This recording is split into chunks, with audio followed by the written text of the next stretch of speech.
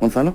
Bueno, la verdad es que yo es que soy un optimista por naturaleza. Yo creo que los que estamos aquí sentados llevamos muchísimos años en este mundo del ahorro, de la inversión. Yo creo que se ha avanzado muchísimo, pero yo he escuchado en la radio esta mañana también gente opinando sobre el tema de educación financiera y estoy de acuerdo con ellos que es una asignatura pendiente desde el punto de vista de, como bien decías y comentábamos anteriormente, que hay que seguir trabajando, hay que seguir insistiendo. Nos falta ese tramo de edad joven, de escuela, 18 años ante mayoría de edad, antes de que pague y vaya a la universidad, de realmente fomentar esa cultura del ahorro, esa cultura de punto de vista financiero, de conocer qué se hace con el dinero, para qué sirve el dinero, cómo planificar los ahorros.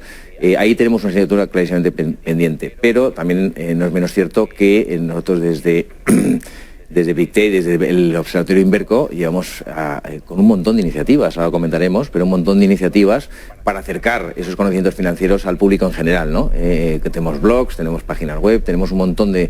Pero es verdad que hemos avanzado mucho, pero queda mucho trabajo por hacer. Es un muy buen punto, es muy buen punto y además yo creo que refleja exactamente todo el trabajo que tenemos que hacer. Clarísimamente concuerdo con lo que han comentado, que al final una familia, vamos a ponerlo ya en el caso real, que tiene una hipoteca, que tiene una serie de gastos, el tema de la hipoteca pues no le presta mucha atención porque ya la tiene con el banco y clarísimamente cuando ha subido los tipos de interés y tenemos inflación, como bien decías, el ciclo ha cambiado completamente, con lo cual tendría que haber esto... pues un esfuerzo más importante por parte de todos los actores de explicar a la gente qué significa inflación y qué significa tipos de interés más altos, ¿no? Y entramos con un término que ya no existía desde hace 10 años, que es el tema de rentabilidades reales dentro de los activos, ¿no? Rentabilidades reales, es decir, una inflación del 4 y una cosa que te da el 4, mantienes capital. Ahora, si no inviertes, si no lo ahorras, si no planificas, con una inflación del 4, cada año vas perdiendo un 4, si es lineal, ¿no? Es decir, que ese tipo de cambio de ciclo y cambio de escenario de trabajo, yo creo que se ha explicado poco. Se ha explicado poco porque también hay que reconocer que incluso los expertos les ha cogido un poco a pie cambiado. A pie cambiado porque la inflación se nos ha ido a 10%. Es decir, que ha habido un shock desde el punto... Yo me acuerdo de algunas tertulias que hemos tenido aquí que hablamos de la famosa trilogía. Es decir, pasó el 20... horror, el 21, llegamos al 22 y decían el 22, a ver, ¿qué año vamos a querer? ¿El 22, el 21 o el 20? Bueno, pues ahora estamos en el 23 y yo creo que va a ser cuatrilogía, no sé cómo llamarlo, ¿no? Pero de alguna forma yo creo que en el tema de, como comentabas tú, el tema de hipotecas, esto falta esa cultura financiera, pero te diría también que nosotros nos ha sorprendido un dato dentro de estas encuestas y es que la mayoría de los generaciones Y y Z, los jóvenes, por debajo de 40 años, su medio de información de punto de vista financiero, de ahorro, son páginas web, son redes sociales y televisión. Es decir, que clarísimamente el medio, por ir enfocando un poco la discusión, el medio que tenemos que centrarnos para hacer canalizar toda esta formación es a través de medios digitales, ¿no? Yo diría que, fíjate, yo quizá le voy a echar un poquito la culpa al propio ahorrador, ¿vale? Porque nosotros lo que llevamos ahí repitiendo constantemente es que la persona, sea hombre o sea mujer, tiene que tener responsabilidad sobre sus ahorros, responsabilidad sobre sus finanzas. Y lo comento porque lo que nos hemos dado cuenta es que el tiempo que se dedica de media una familia a sus finanzas no llega al 2-3%. Se hace a final de año, se hace en un momento determinado, en la declaración de la renta, exactamente. Es decir, hay 2 o 3 momentos puntuales en el año donde se le presta atención. Y esto es un tema que es una responsabilidad. Es igual que el pagar la luz de la casa, es igual que... claro, entonces es una responsabilidad. Y yo creo que aquí hay una falta de realmente de dedicar tiempo, un mínimo de tiempo. No estamos hablando que lo dediques unas horas todos los días, estamos hablando que lo dedique un par de horas al mes. Es decir, fijaros, por poner un poco en contexto, y no está pasando, ¿no? Está pasando. Entonces yo siempre digo que el ahorrador, el inversor, la familia necesita poner un poquito de su parte, porque una de las cosas que hemos visto, y comentabas tú el seminario, Ricardo, es que las entidades financieras en España, es decir, el sistema financiero español a nivel de asesoramiento, yo creo que es uno de los mejores de Europa, desde el punto de vista de todo lo que te ponemos a disposición del público.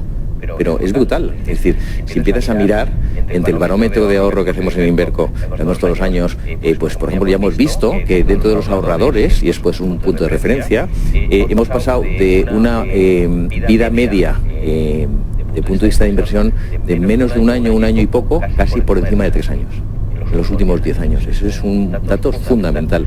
Hemos visto que en este barómetro del ahorro, que el perfil del inversor está empezando a ser un poquito más dinámico, no únicamente en monetarios. Es decir, estamos viendo avances, ¿no? Pero es verdad que yo diría siempre lo mismo. Yo sí te doy un mensaje a la gente que nos está escuchando, es dediquemos un poquito de tiempo, porque tenemos todas las herramientas, todas las fuentes de información, este canal, páginas web.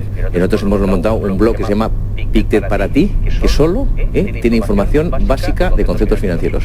Lo mismo que ha hecho Paribas, lo mismo que ha hecho BBVA, todo el mundo tiene ese tipo de información a disposición. Lo que pasa es que la gente no le dedica tiempo. Y yo creo que aquí un poco el mensaje sería: dediquemos un poquito de nuestro tiempo a mirar las finanzas, a mirar el ahorro y a ser un poco responsables en ese sentido.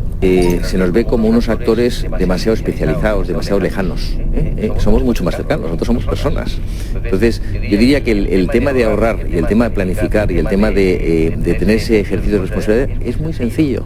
Es muy sencillo, no es nada complejo, no es nada complicado. Es decir, de alguna forma estamos hablando, como bien decía Antonio, es decir, de alguna forma lo que tenemos que mirar es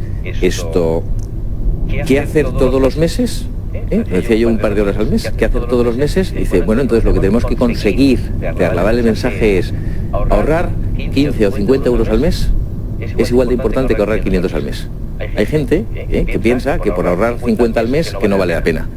Vale mucho la pena, desde el punto de vista de estructurar, desde el punto de vista de organizar, desde el punto de vista de tenerlo más o menos planificado. Entonces, yo diría que ese es el mensaje, es decir, empecemos ahorrando sea lo que sea, todos los meses, esas 2 horas o la hora que le dedicas a tus finanzas, más poner 50 euros. Y ese sería un buen primer paso para la gente que se inicia en este camino del ahorro y de la inversión, ¿no?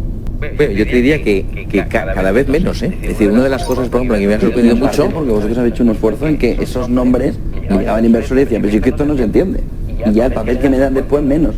Y eso se ha mejorado mucho. Se ha mejorado mucho porque yo diría que a lo mejor un dato que a mí me sorprende y me sigue sorprendiendo porque seguimos creciendo en ese sentido es que las entidades financieras en general no es el número de asesores financieros cualificados homologados en la CNMV que debe haber. De 40 o 50.000.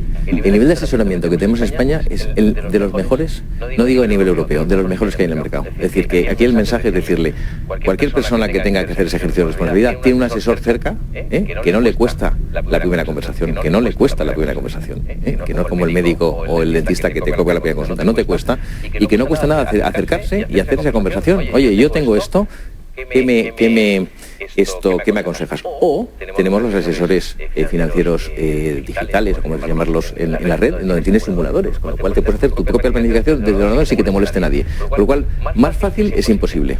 Y luego también me consta que hay algunas entidades financieras que lo que tienen son asesores virtuales por Teams, ¿no? O por pantalla. Es decir, que tú te puedes conectar desde tu casa y decir, oye, fulanito, fulanita, mira, esta es mi situación.